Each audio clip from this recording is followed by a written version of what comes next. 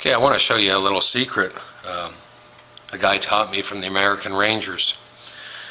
And he always said, you know, in a tactical situation, the sound of velcro, you can hear it a mile away. And everybody knows that sound of velcro. It's and, well, I'll show you. So here we have a velcro pouch. And this is the sound that gives you away in the tactical situation.